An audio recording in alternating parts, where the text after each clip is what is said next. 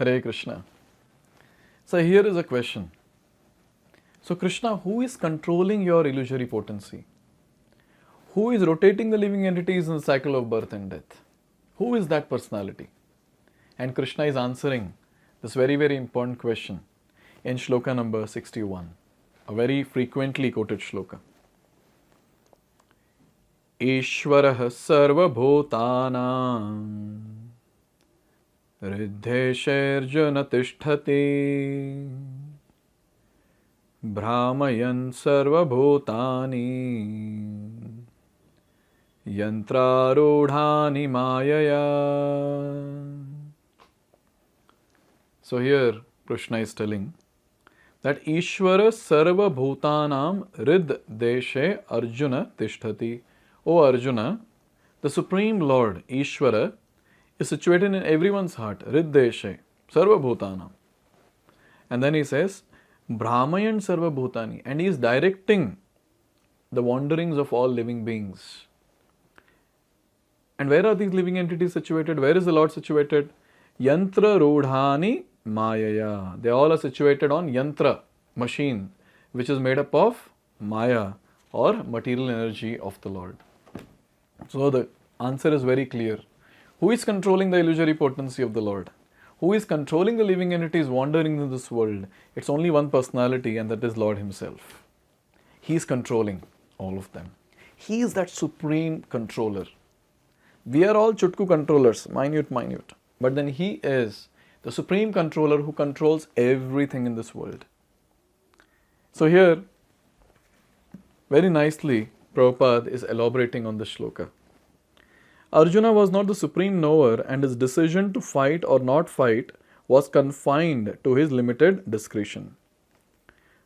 Lord Krishna instructed that the individual is not all in all, the supreme personality of Godhead, or he himself, Krishna, as localized super soul, sits in the heart directing the living being. So now we have to understand, so Lord Krishna is there as super soul in all our hearts. But then if we go into more details of this particular thing, who is that Paramatma feature? Then we'll understand that Krishna's many expansions which come down, one of them is actually there as Paramatma in the heart of the living entity. To be more specific, Shirodakshay Vishnu is that personality. I think we have described this in one of our videos. So from Krishna comes the first expansion, Balram. And from Balram comes the first Adi Chaturvyuha expansion, where we have Sankarshan, Pradyuman, Anirudh and Vasudev. From Sankarshan comes Narayan. From Narayan, again we have Dvitiya Chaturvyuha expansion, Mahasankarshan, Pradyuman, Anirudh and Vasudev. Now from Mahasankarshan we have Mahavishnu who comes, and from whose pore, each and every pore of his body, a universe emanates. And then this Mahavishnu enters each universe as Garbhodakshayi Vishnu. And from Garbhodakshayi Vishnu's navel comes Brahma. And Brahma does the secondary creation.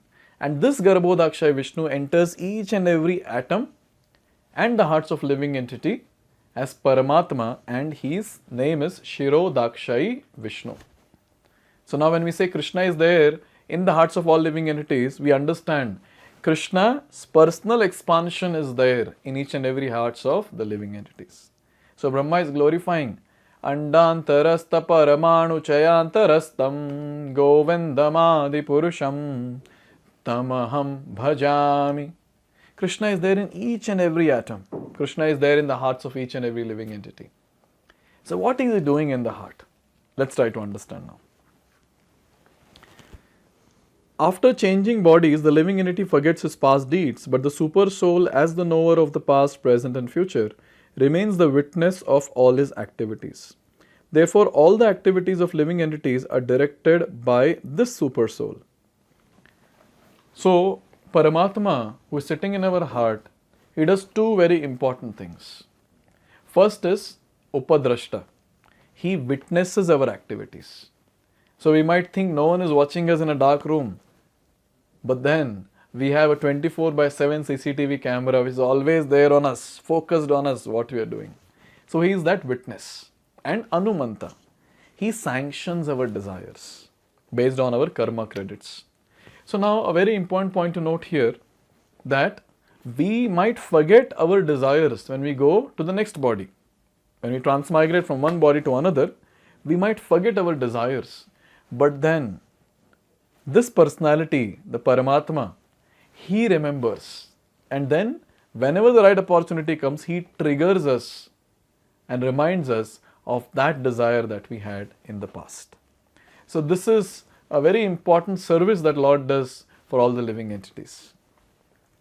So here it is said, the living entity gets what he deserves and is carried by the material body, which is created in the material energy under the direction of the super soul. As soon as the living entity is placed in a particular type of body, he has to work under the spell of that bodily situation. A person seated in a high-speed motor car goes faster than one seated in the slower car, though the living entities, the drivers, may be the same.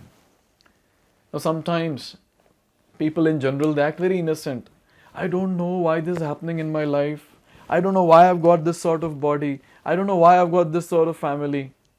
But one thing we have to understand is that never ever there will be any injustice in the universal administration of the Supreme Personality of Godhead. Never.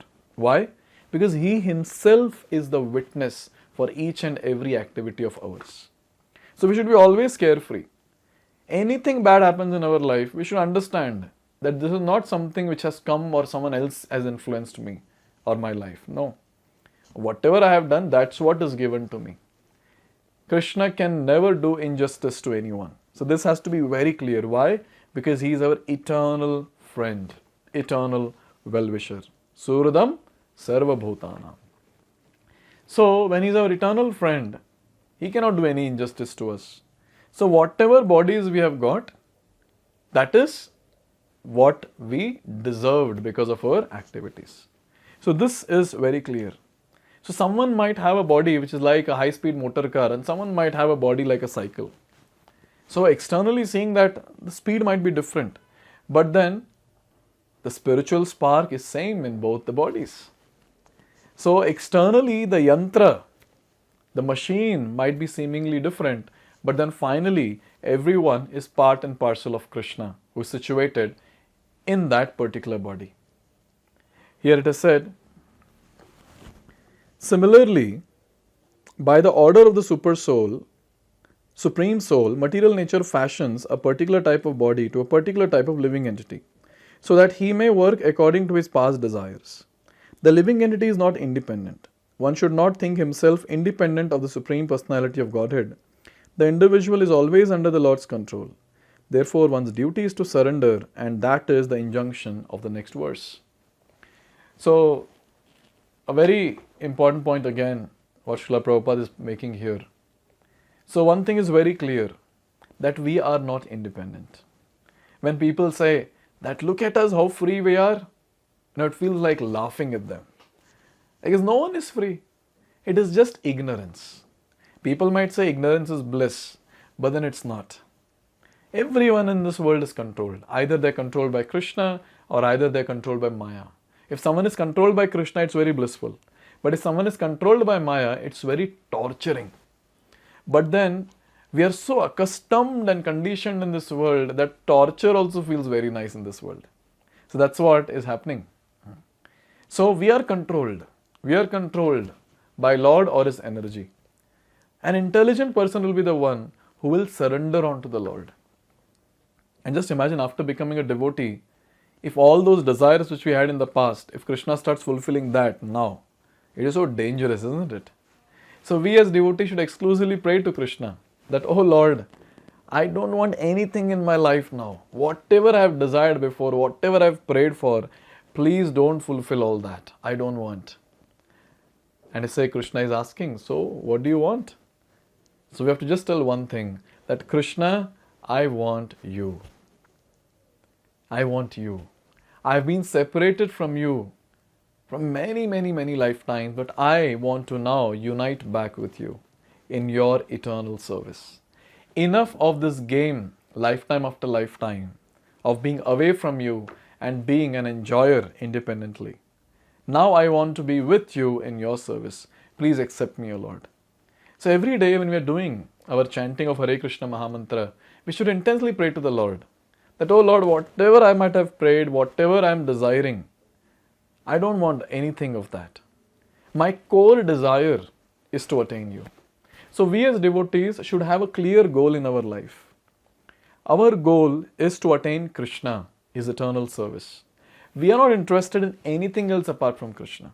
We are just interested in Krishna. So when we are interested in Krishna, that intense desire or that desire should be intensified, and that is our core desire. Sometimes because of our mind's trick, maybe our desire might shift here and there, but we should pray to Krishna that my core desire, my inner intense desire is just to attain you. Please help me.